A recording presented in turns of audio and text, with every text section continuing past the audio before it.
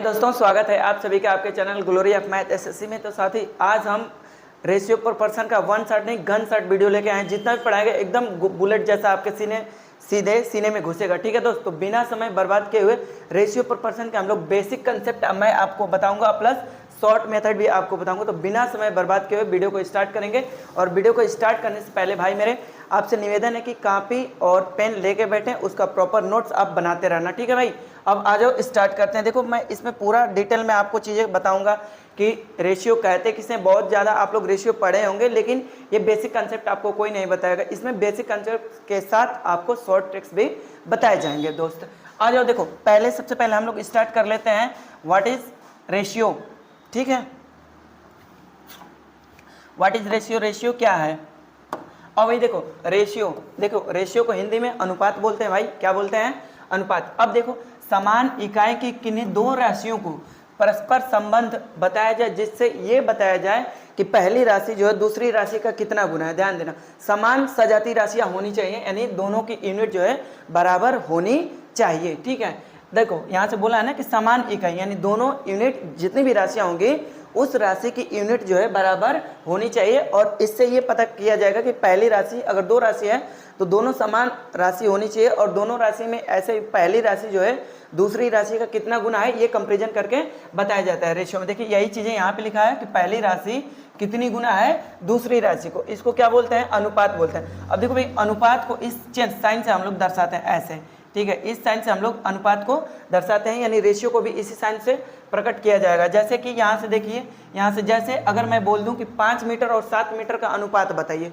देखिए 5 मीटर यहाँ पे देखिए यूनिट सेम है कि नहीं, यहाँ भी मीटर है और यहाँ भी मीटर है। ठीक है भाई, मीटर और मीटर यूनिट सेम है। तो यहाँ से देखो ये पहली राशि है और ये दूसरी राशि है, दोनों की यूनिट जो है ये भी मीटर है और ये भी मीटर है, दोनों की यूनिट जो है सेम है। तो यहाँ से देखो इसको हम लिख सकते हैं कि 5:7 ये इसका अनुपात हो गया। 5:7 इसका क्या हो गया, अनुपात हो गया भाई। लेकिन अगर मैं दोस्त यहीं पे बोलूँ, अगर ये यहाँ पे समझो रेशियो की कोई यूनिट नहीं होती है, छोटे छोटे कंसेप्ट हैं इसको समझते चलो, रेशियो की कोई भी यूनिट नहीं होती है। अब देखो अगर मैं आपसे बोल दूँ, यहाँ पे देखो सबसे पहले इसको जो है हम लोग बोलेंगे पूर्व पद। देखो यहाँ पे लिखा है ना, इसको बोलेंगे पूर्व पद और इसको बोलेंगे यहाँ से देखो सेकंड वाले को बोलेंगे अंतिम पद। ध्यान रखना बाबू, पहले वाले को पूर्व पद और अंतिम वाले को, लास्ट वाले को अंतिम पद बोलेंगे। एक चीज़ और आपको बता दूं कि सेम से यूनिट की राशि अगर रेशियो बनाते हैं हम लोग तो यूनिट जो है इसका सेम होना चाहिए। अगर मैं आपको बोल दूं कि यहाँ से 5 कुत्ते और 10 घोड़े का अनुपात बताओ। 10 घोड़े का क्या बताओ, अनुपात बताओ दोस्त, बताओ। 5 कुत्ते और 10 घोड़े का अनुपात बताओ। तो अब बोलोगे सर ये तो अनुपात बनेगा ही नहीं। क्यों नहीं बनेगा भाई मेरे, क्योंकि यहाँ पे कुत्ता और घोड़े दो अलग अलग क्वांटिटी हो गई, अलग अलग राशि हो गई, तो इसलिए इसका अनुपात पॉसिबल नहीं है। ठीक है, अगर मैं आपसे बोल दूं कि भाई साहब आप बताओ यहाँ से 1 मीटर 10 मीटर और 10 kg का अनुपात बताओ, तो क्या ये अनुपात पॉसिबल है। आप बोलोगे नहीं सर ये अनुपात पॉसिबल नहीं है। अनुपात बनाने के लिए सबसे पहले हमको उसकी क्वांटिटी को बराबर करना होता है, ध्यान रखिएगा सबसे पहले। अब आ जाओ यहाँ से, अब चलते हैं अगला कंसेप्ट। ठीक है भाई, अब उम्मीद करते हैं कि आपको रेशियो पूरा समझ में आ गया होगा। ठीक है, अब हम लोग पढ़ेंगे, देखिए विलोमा अनुपात या व्युत्क्रमानुपात, इसको बोलते हैं इंग्लिश में इनवर्स रेशियो और रेसिप्रोकल रेशियो। देखिए क्या बोल रहे हैं कि वह रेशियो, देखिए वह अनुपात जिसमें पहली प्रकार की राशि के बढ़ने से दूसरी प्रकार की राशि जो है क्या होगी, घटेगी। क्या बोल रहा है कि वह अनुपात जिसमें पहली प्रकार की राशि तो बढ़ेगी लेकिन दूसरी प्रकार की राशि भाई मेरे घटेगी, इसको हम लोग बोलेंगे रेसिप्रोकल रेशियो और इनवर्स रेशियो। ठीक है बाबू, आ जाइए। देखिए जैसे क्या है कि मान लीजिए कि ए रेशियो बी का विलोमानुपात बताना है, तो इसके लिए आप इसको इन्वर्स कर दीजिए। जैसे ए है तो ए का विलोमानुपात क्या होगा, 1/a होगा, और बी है तो बी का क्या होगा, 1/b होगा।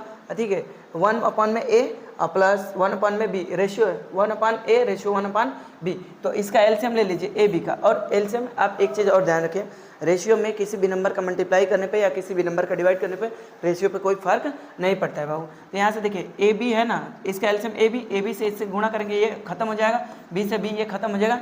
तो ए और बी का इन्वर्स रेशियो क्या आएगा, ए और बी का इन्वर्स रेशियो दोस्त आ जाएगा b/a। ठीक है, सिंपल है। अब यहाँ से देखिए ये क्या है, 3:4 है, 3:4 है। इसका रिवर्स अगर हम करेंगे 3:4 है। ठीक है, तो बेसिक में नहीं जाना है, ये बेसिक है। अब डायरेक्ट शॉर्ट अप्रोच देखिए, यहाँ से इसको आप पलट दीजिए, इसको आप क्या करिए पलट दीजिए, 2 रहेगा तो पलट दीजिए, काम खत्म, यही आपका आंसर है।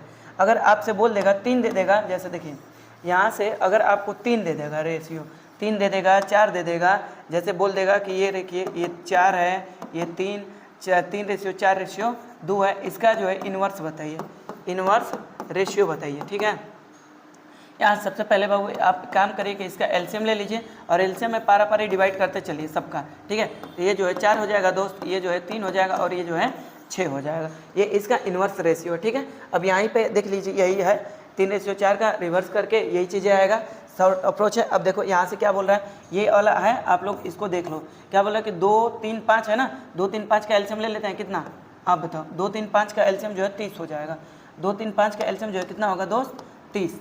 अब देखिए तो 30 में पारा पारी डिवाइड करिए तो ये हो जाएगा 15 और ये हो जाएगा 10 और ये हो जाएगा 6, इसका करेक्ट आंसर है। 15:10:6 इसका करेक्ट आंसर है। तो उम्मीद करते हैं कि आपको रेसिप्रोकल रेशियो और इन्वर्स रेशियो निकालना आ गया होगा। अब बढ़ते हैं क्वेश्चन नंबर नेक्स्ट पे। अब देखो भाई कंपाउंड रेशियो से अक्सर क्वेश्चन आते रहते हैं बाबू। कंपाउंड रेशियो को हिंदी में मिश्र अनुपात बोलते हैं। ठीक है जी, देखिए कंपाउंड रेशियो यानी मिश्र अनुपात, कंपाउंड रेशियो यानी कि मिश्र अनुपात। देखिए क्या बोल रहा है कि 2 या 2 से अधिक अनुपातों के पूर्व पद के गुणनफल और उनके अंतिम पद के गुणनफल के अनुपात को, जितने भी रेशियो रहेंगे ना बाबू, तो उसके पूर्व पद वाला यानी फर्स्ट वाले को एक साथ सबका मल्टीप्लाई कर देंगे, फिर रेशियो का साइन देंगे और लास्ट वाले का एक साथ मल्टीप्लाई कर देंगे, दोनों को, वही जो है आपका रेशियो बन जाएगा। जैसे फॉर एग्जांपल यहाँ से देखिए ये रेशियो है, ये रेशियो है और ये रेशियो है। क्या बोला है कि सबका पूर्व पद का एक साथ मल्टीप्लाई करिए और सबका लास्ट पद का एक साथ मल्टीप्लाई करिए और दोनों का रेशियो ले लीजिए। अब देखो यहाँ से तो ये पहला पूर्व पद का इसका है, ये इस रेशियो का पूर्व पद ये और इस रेशियो का पूर्व पद ये और इस रेशियो का पूर्व पद ये, सबका मल्टीप्लाई करिए। देखिए 2 × 4 × 3, ठीक है, फिर रेशियो हमने ले लिया। अब फिर सबका लास्ट पद ये और ये, तो 3 × 5 × 5 है ना। तो अब देखो यहाँ से कुछ कटा पीटा, 3 से 3 काट दीजिए, 4 दूना के 8, 50, 25, तो 8:25 इसका करेक्ट आंसर हो जाएगा। अब एक क्वेश्चन मैं आपसे पूछ रहा हूँ, उसका आंसर आप लोग कमेंट बॉक्स में जरूर बताइए। देखिए बोल रहा है कि 2:3 एंड 8:9 का आप बता दीजिए कंपाउंड रेशियो बताइए, यानी मिश्र अनुपात इसका बताइए। ठीक है, आंसर कमेंट बॉक्स में फेंक के मारो भाई लोग, इसका कंपाउंड यानी मिश्र अनुपात आप इसका बताओ, मुझे इंतजार है आपके कमेंट का। ठीक है, अब चलते हैं क्वेश्चन नंबर नेक्स्ट। ये रहा, देखिए अब हम लोग पढ़ेंगे द्विघाती अनुपात या वर्गानुपात।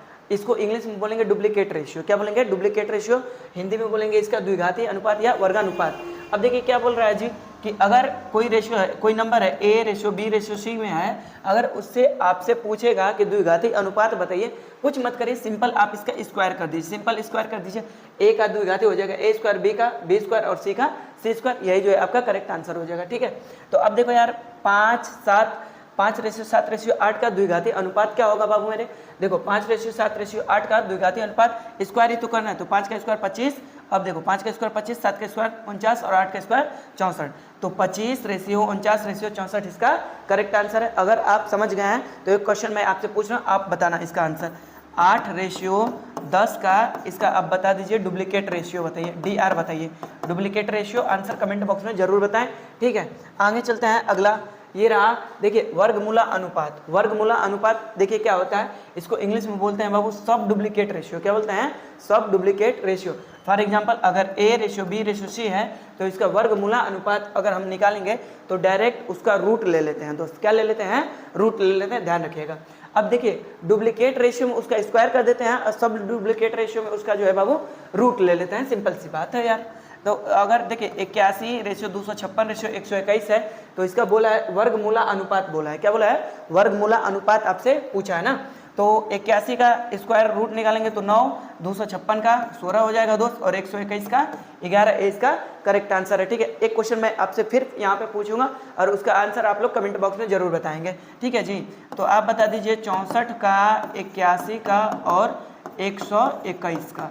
64, 81 और 121 का सब डुप्लीकेट रेशियो आप जरूर बताएं कमेंट बॉक्स में। ठीक है, आगे चलते हैं। अगला ये रहा, देखिए त्रिघाती अनुपात या घना अनुपात। त्रिघाती अनुपात या घना अनुपात, इसको बोलेंगे बाबू ट्रिप्लीकेट रेशियो। क्या बोलेंगे?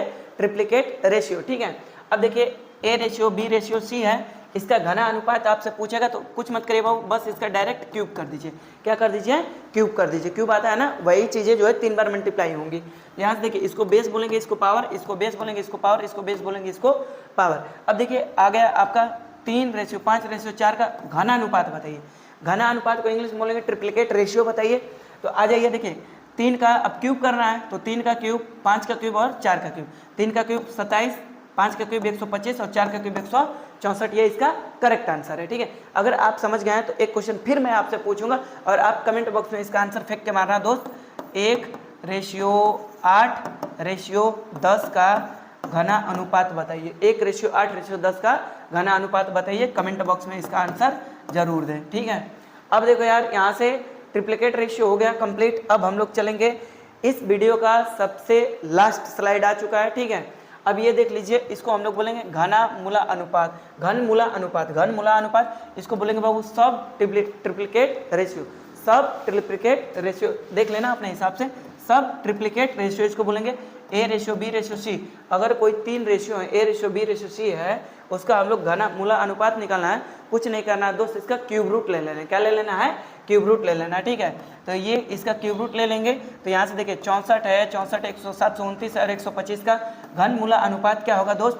तो यहाँ से 64 का क्यूब रूट जो है 4 हो जाएगा बाबू, और 729 का 9 हो जाएगा, और यहाँ से जो 125 का 5 हो जाएगा। तो ये इसका करेक्ट आंसर है। एक क्वेश्चन मैं आपसे चलते चलते पूछ ले रहा हूँ, आप इसका कमेंट बॉक्स में आंसर जरूर दे दीजिएगा दोस्त। तो यहाँ से बता दीजिए 64:8:27 का सब ट्रिप्लिकेट रेशियो आप बता दीजिए। ठीक है, ये यहाँ पे रेशियो प्रोपोर्शन का वीडियो समाप्त होता है। ठीक है, ये वीडियो आपको कैसा लगा कमेंट बॉक्स में जरूर राय दें। ये वीडियो सभी वनडे एग्जाम के लिए है, जैसे सीजीएल हो गया, CHSL हो गया, ऑल वनडे एग्जाम, रेलवे का कोई भी एग्जाम हो। ठीक है, अगर कोई बच्चा हमसे ऑफलाइन पढ़ना चाहता है तो प्रयास कोचिंग सेंटर बिंदु मोड़ के पास जमनिया में उसका हार्दिक स्वागत है। धन्यवाद भाई।